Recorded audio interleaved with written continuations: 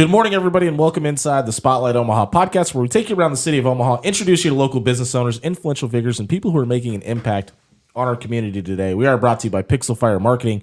Pixel Fire Marketing is a locally owned marketing firm who specializes in website design, creating social media ads, and engaging your business online. If your business could benefit from any of that, check out pixelfiremarketing.com today. I appreciate everybody asking why we weren't on the last 2 days. As you can hear by the sound of my voice, I'm getting over being sick. Thank you to everybody who reached out, but we will be back every day this week, hopefully not with a cough drop in my mouth the entire time, but we will try to get through it. Joining me inside the Pyramid Contractor Studio today is John Moody and Mark Darby from Custom Roads. Guys, thanks for being here. Thank you for having us. John, you're the owner of the company, and I want to talk to you about the idea around it. You guys have been in business for a year. We talked a little bit before the mics came on about the process of opening a company. Why was this the right time to purchase Custom Roads, and what exactly do you guys do? Sure. So I think it all starts kind of, I've been a car enthusiast my entire life, and I was in the corporate world for many, many years. Sure. Wanted to get out of it, was looking for an exit strategy, and met Mark at the right time at the right place. Sure. He's a fellow car enthusiast and It'd be really weird if you guys walked in like, well, we just hate cars, but we feel like this was good. Right. And so we met by chance. He worked for a different company, and we met and kind of hit it off. Our interests aligned, and I said, hey, let's do this. And, we went to dinner that night, talked about the plans, and here we are a year later. So, Mark, you're the vice president of this company. Can you kind of walk us through what that conversation sounded like, and what were some of the kind of linchpins around maybe getting things off the ground? Oh, boy. This is a good story. It is a really good story. So, how many scotches were you guys in when this was? Actually, none at the time, because I was actually working in my last place. I got you. And statute of limitation hasn't run out. I get it. For sure. And John was a customer at the time, and he had come in, got some work done, and something happened to his truck, and he came back in. He's like, hey, can you work on this? Can you fix this? I'm like, yeah, sure. And over the course of him waiting on his truck to be finished, he's like, asked me what I was making and stuff like that. Sure. If I was interested in these type of businesses and stuff. And he said, man, I think you should be making more money for what you're doing around here. And you said, me too. Me too. I said, I'm listening. Yeah. And his truck got finished. We went outside, showed him the truck, and he's like, I'm serious. And I'm like, you serious? He says, yeah, can I call you later? 7 o'clock, he calls me that night. He says, can you meet me on Thursday for dinner? I'm like, yeah, sure, I can work that out. So we went to dinner back in May, and we sketched out the entire plan for Custom Roads on a napkin. Do me a favor, pull that microphone a little bit close. People are saying they're having a hard time hearing you, but that's incredible, because it's the one thing that we've kind of learned in this studio is like people always have a reason not to start a business, right? There's always reasons not to, and the biggest hurdle seems to be overcoming the fear of just getting off the ground and doing it, and just getting into the mud and getting your hands dirty. Was that kind of the process here? Yeah, they always say if it were easy, everybody would do it. That's right. It is definitely stressful. It is definitely a learning experience for me. It's the first business I've owned. I've ran large companies, but never financially was responsible for other people. Your dollar, yeah. Yeah, for other people. So yeah, it's stressful, but it's rewarding at the same time. So it couldn't have happened at a better time. I couldn't have hired the better people.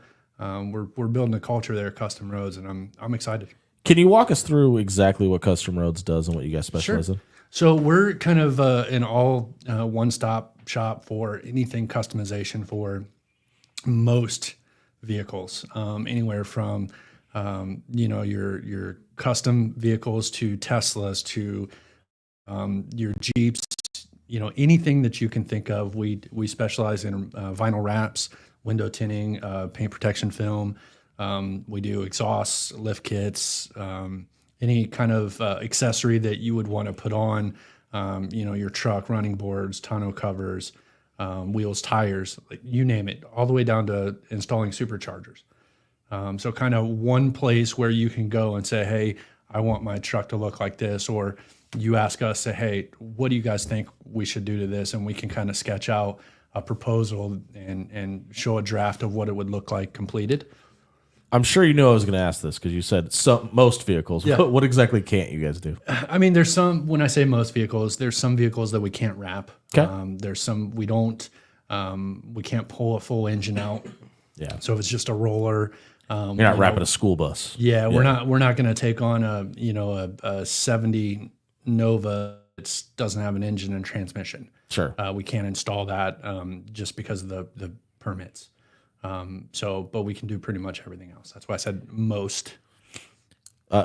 Mark, I have to ask, what is the most interesting thing that you've wrapped that maybe isn't a vehicle? Have you guys done anything custom that's not necessarily on four wheels? Yeah, we've done some signage. Sure. And we had, what was in it? Hide Slides, Burgers and Fries. Yeah. We did their new sign. A couple weeks They had a ago. problem. Okay. They had a storm had taken out one of their signs. And they came to us and they said, hey, can you take care of this for us? And absolutely, we were able to take care of it in short order, 2 days. We had the materials and we were able to get it turned around for them. We can we quick. can wrap pretty much anything. We've wrapped building stuff. Let's see, what else have we wrapped? Tool cabinets. We've done some of Oh, that. wow. We've wrapped quite a few things. When we talk about customization, and it feels like that's something that's really taken off. You mentioned Jeeps. I own a Jeep, Tesla. Mark, you have a Tesla Cup with you today. It feels like that's the way that the automotive industry is moving towards, is where you can kind of customize your vehicle to your needs. Is that kind of the idea of this being the right time to start this business? I would say, yeah. I think post-COVID, everybody's kind of getting back into their rhythm and what they want to do with their vehicles, because they're able to go wherever they want to go now. So I think, timing, not only was it personal, but it, the economy. Hopefully we can get back to a place where it's a little more stable. But yeah, I think everybody wants something done to their vehicle, regardless of whether it's just a simple window tint or they want to totally transform the look of their vehicle. So everybody wants something done. That's an interesting concept about the economy and business, et cetera, right? Because when your promise to your client is to bring the best in luxury to the automotive customized space, and the country is on the verge of what seems like a recession. Now, we're not going to get into politics and all that because we don't care about that. But does that make it a little scary to define yourself as a luxury option, which, I mean, I think everybody would agree with you in that sense, and open this business at this time? I would say the concept sounds scary, but when you offer a luxury product at an affordable price, Good point. yeah, it allows people to get into a market that they probably necessarily wouldn't be able to afford. So we're going to provide that luxury, whether that be the facilities that we've built out are truly amazing, to the quality of products that we're actually installing, and the level at which we install them is top notch. We won't let anything go out the door that's subpar at all. Mark, when you're the VP and you were hands-on at the last place that you worked at, now you're in upper management in this company, how much are you still kind of boots on the ground and doing the day-to-day work? Quite a bit, actually. The day-to-day, getting everything up and running. But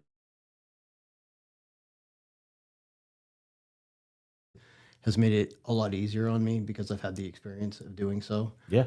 So I feel that every day is a challenge, but once we've got our feet running really well, then I can step a little bit further back and let the people that we've taught run the business.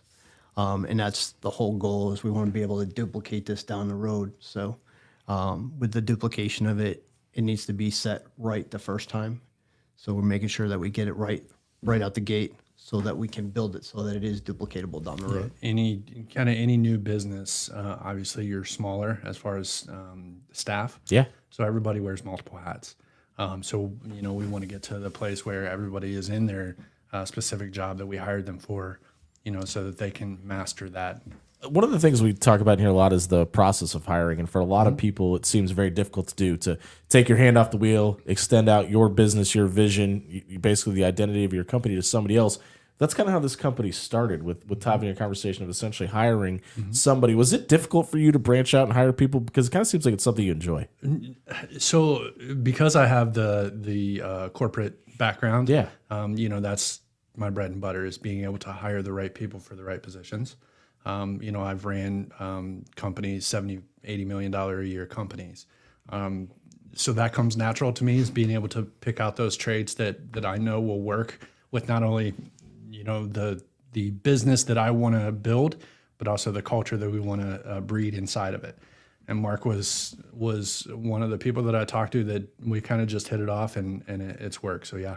I think one of the things I was surprised to see, and I don't know why as a Jeep owner I shouldn't be, but the suspension and aftermarket accessories. Why has that industry, Mark, in your opinion, grown so much? And does it kind of feel like it's only scratched the surface at this point? There's so many enthusiasts out there that are doing creative things to their vehicles, and there are companies out there that are supplying all those parts for them. I think people see, like yourself, you drive Gladiator, you see other people out there with accessorized vehicle, and you go, wow, I can do that to mine. Sure. And it just keeps exploding. There's all kinds of four-wheel drive magazines. There's all kinds of videos and podcasts and stuff on YouTube that people have done something to it. I mean, and that's kind of what we specialize in with Custom Roads. We don't necessarily have to have the $1 million guy.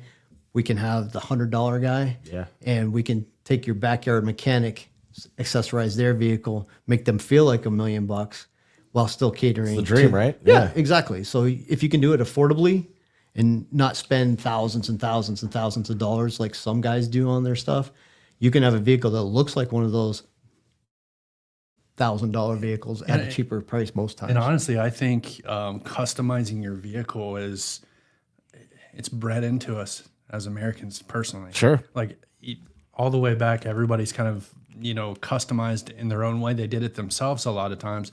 Now, obviously, The industry's leaned into it. yeah, people are able to purchase, products that they didn't know even existed. Right. And because of social media, all this stuff is now out there where they can see it being installed. They can see what is possible more than what they can just imagine themselves. So it's kind of just exploded the whole process of customizing your vehicles. We're catching up with John Moody and Mark Darby of Custom Roads here on the Spotlight Omaha podcast, brought to you by Pixel Fire Marketing inside the Pyramid Contractor Studio. I lived in Daytona Beach for a year, and they obviously have Jeep Week down there.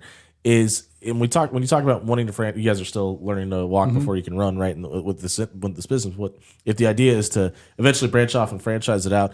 Is there ever thought to maybe going to some of these events where it's basically a customized vehicle week and showing what you have to that kind of larger audience? We just got done with one. Yeah. Oh, okay. Where at? Yeah. The ice cream cruise here out at Pacific Junction, Iowa. Very cool. Okay.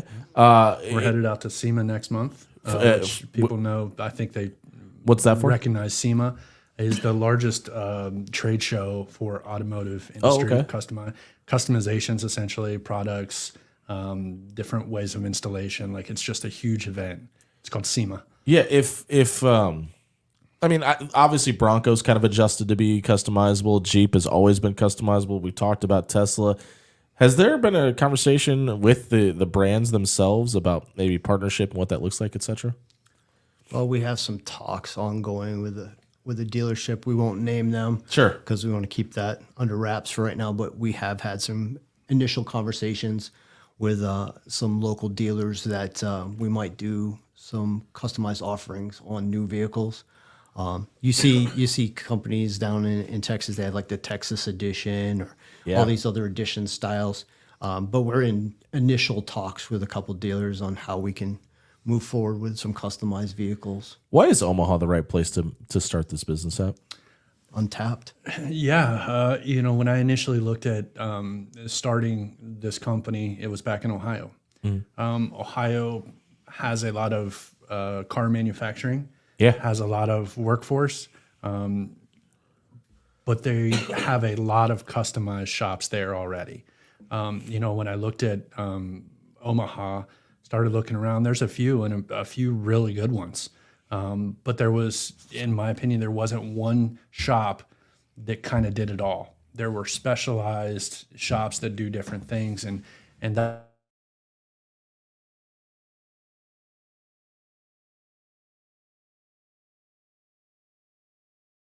for that niche market.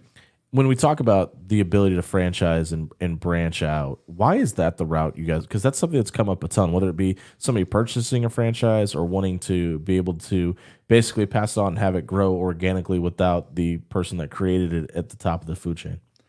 With franchising, you are getting a kind of a baked-in brand and a built-in customer base that recognizes that brand. That's the whole point of franchising, right? Right.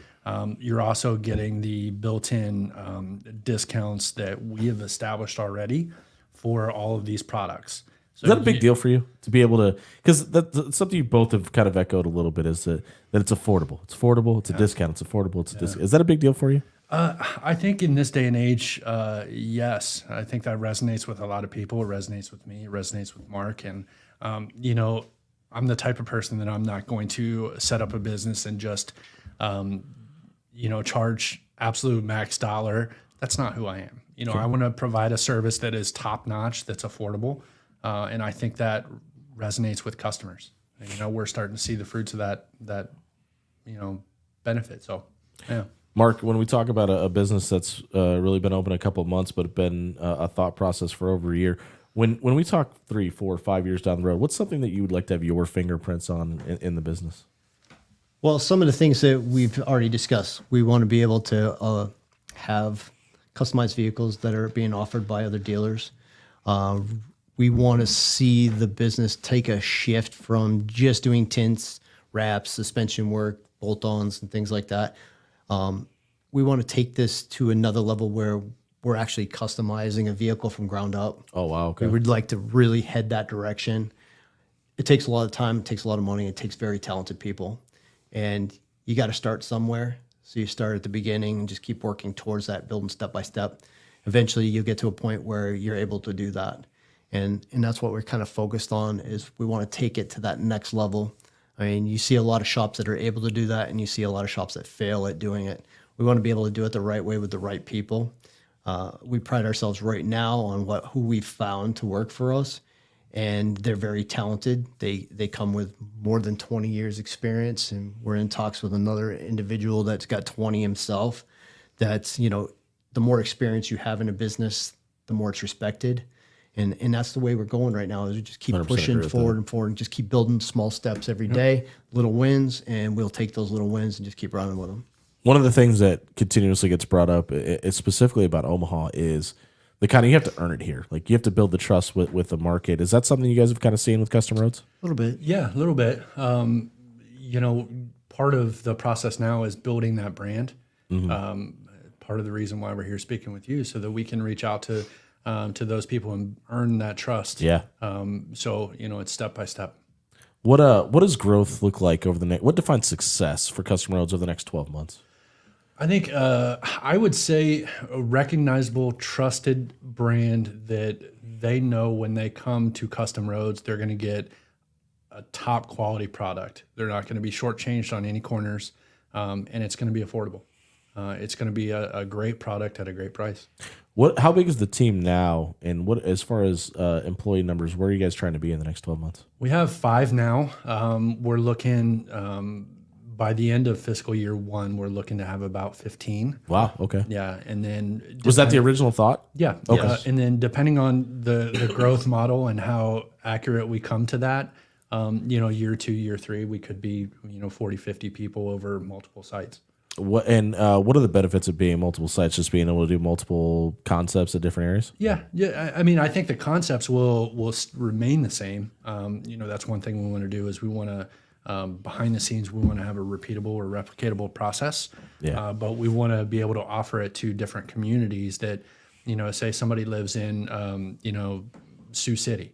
They're not going to drive, the distance to Custom Roads in La Vista. Yeah. Well, let's put a shop close to that market to offer that same affordable, quality, luxury product there. What do you think is the biggest hurdle facing the customized industry right now? The economy. Yeah. Yeah. What about inside the business? Is there anything like being able to get parts or materials or information out? Yeah, we haven't really seen, obviously it was a little scary with the whole strike. Yeah. I was worried about that, being able to get parts and product, but that was resolved fairly quickly. And we haven't seen, if we order a product, no matter what vendor it is, I haven't seen it more than a couple of days. That's a pretty good turnaround too. Yeah. And Mark, for you, I mean, if those are the biggest hurdles, what are the most exciting things about actually doing the work, or is there anything new technology wise that may be coming into the market that you guys are excited to work with? We're working with a company right now that's got some exciting things coming to the market, and they want us to be a part of that. And we're excited to have. We can't divulge that. It just Sure. I mean, We're not looking for breaking news. No, we're not looking for breaking news, but I mean, the exciting part is we've set up some real good relationships with some high players here in town that want to work with us. They see the direction we're moving. Yeah. They see our facilities. They've commented how top notch they are, how high tech we are, and how we're going about things. We got some cutting edge products that are going to hit the market with partnership. They want to partner with us. So there's a lot of cross promoting, and that's been pretty exciting. We're catching up with John Moody and Mark Darby from Custom Roads here on the Spotlight Omaha podcast, brought to you by Pixel Fire Marketing inside the Pyramid Contractor Studio. John, for you, we started this off, and you're talking about leaving a legacy for your kids and being able to pass this down and obviously pass it on to other people. When we talk about being an entrepreneur, being a business owner, being somebody's boss, being a dad, how are you able to separate all of it? I don't think you do. Oh, wow, okay. Yeah, I don't think you do. I think, you treat people the way you want to be treated, period. And that goes for your kids, that goes for your family, that goes for your coworkers. I'm not a boss. I'm a coworker. I'm right there with them every day. I don't flex my boss muscle ever. It's a collaboration, and I think that's the culture that we want to instill in Custom Roads is everybody's working together for the same exact end goal. I think that's for everybody to be successful. I think somebody watching this that's a boss or a CEO may kind of scoff at that or maybe think that's not the right way to do it. But when you guys do what you do, and it's such a creative environment, and you need people to be and have their creative juices flowing at all time, that's almost a necessity, right? Yeah, It is. You're only as strong as your weakest link. Sure. I mean, if you're weak, it's because you have a weak link somewhere. And our philosophy is if we can come alongside someone and see all the good that they can do and improve upon any lesser qualities, then we help that out. We nurture that. We don't come down on somebody for not knowing how to do something. We go about learning how to do it. We instill a culture of we'll figure it out. And if we can't figure it out, we'll bring somebody in to help us fix it. It's continuous learning. Yeah. Continuous learning. I like I said, I was in the corporate world for 20 some years before this and ran various projects. And, I've always maintained the same leadership that I do with Custom Roads. And that's be a part of the team, and have a culture where people are paid well, they do the job, and we all come together at the end of the day to accomplish the same exact goal. It's everybody rowing the boat at the same time, the same direction. What is something that you would like to have, like whether it's something you want to work on, a partnership you'd like to start? What's something, if we're talking 5 years down the road, you'd like to see the growth this company get to? One of the things that I'm most excited to kind of see come to fruition is a branded vehicle, a Custom Roads branded vehicle. Oh, wow. Yeah. So let's say we take a pickup truck that's a base model pickup, and we have a certain package that we install in it, the supercharger, lift kit, seats, the whole 9 yards, and it's branded. You see some products out there, and I think we can offer a product that's top notch and will catch eyes. So that's what I'm most excited for. What's the dream car? Is there one out there that if you could own it? 67 Shelby GT 500. Yeah. Same answer, different answer? Oh, way different. Okay. 68 Dodge Charger. I wouldn't mind either one of those vehicles. If I'm being there's honest. actually in our shop, there's a 3-piece artwork of a 67 GT 500. It's a kind of a goal poster, I guess you could say, for John. Just to keep moving the goalposts out a It little sits bit further. right there in the front office when you come in, so everybody sees it, and it's like a reminder to John every time he walks through the doors, like, that's one goal I'm working towards. I didn't have to hesitate on that question. Yeah, No, not at all. You took a deep breath, and I was a little surprised because most car guys are like, Well, and we see everything at the shop so far. I mean, we've seen everything from a 94 B4000 all the way to, some Corvettes and, Model X's. I mean, we haven't seen a Lamborghini come in the door yet, but we're close. We're close because we have somebody that has a Lamborghini and wants to talk to us. But, it comes with time too. And it's one of those things too, right? Like Omaha, because of the weather. I mean, it gets hot, it gets cold. I mean, it's really hard for people to customize Jeeps in November, December because you're not taking your doors off as much. It's hard to drive that Lamborghini because you have the salt on the roads and things like that. Is that something that you guys are concerned about? No, because let's take for instance, a high end car, exotic, whatever. My guess is we're probably going to trailer it, so we don't have to worry about the weather elements. Our shop. When you say trailer, can you explain what that means? An Enclosed trailer. Oh, okay. Yeah. So like it won't be outside. I more meant from like a standpoint of that vehicle is not going to be as available as, let's say, like in Arizona, California, Texas, etc. Sure. Like for like to drive you around. Yeah, most people that have Lamborghinis though, or Have a secondary house. Yeah, they're in a nice garage and they want to be seen also. That's a good point. So, When we talk about the Omaha area, what has the response from the community been like? so far it's been great. Yeah. Yeah. Surprising? Yeah, no, not surprising. Omaha is a great community. It really is. The people are fantastic. I think we mentioned I'm not necessarily from here originally. I'm from Ohio. The people here are great. Everybody that I've met, at the ice cream cruise, from people that are well known in this community, speaking with them, they're very helpful. They're very friendly and offer up any assistance that we might need. And to just piggyback on that, I mean, some of our competitors have even reached out to us and offered us tips, advice, some how-tos, and, just been there for us. They want to see the market expand because I think my thinking is if you can help another business that's doing something better than you, or they have something that you don't have and you can refer that over, kind of one hand washes the other, and it helps expand the community as well. And in the car culture, as a lot of people know, it's growing, it continues to grow, and it's viral. So it just keeps getting bigger and bigger. So the bigger that is, and there's more to go around to everyone. I think that's kind of been the most surprising thing about me doing this podcast, because this is episode number 203 and excuse me, or 201. I forgot we weren't on the last 2 days. And I think everybody thinks of business as this jungle, and people are fighting and scratching and clawing to kill the other guy. And that has just been the complete opposite of what's been repeated by almost everybody that's come in here. When you start this business, when you spend as much time in corporate America as you have, and you start this business, and that conversation's being had, was that surprising to you that it was as helpful and as tight knit of a group as maybe you didn't think it would be? The car community has always been a tight knit community. Yeah. Everybody kind of helps each other, whether it's, your friend down the road coming down to help you, fix your transmission or whatever. Yeah. To corporate America, it's the same thing.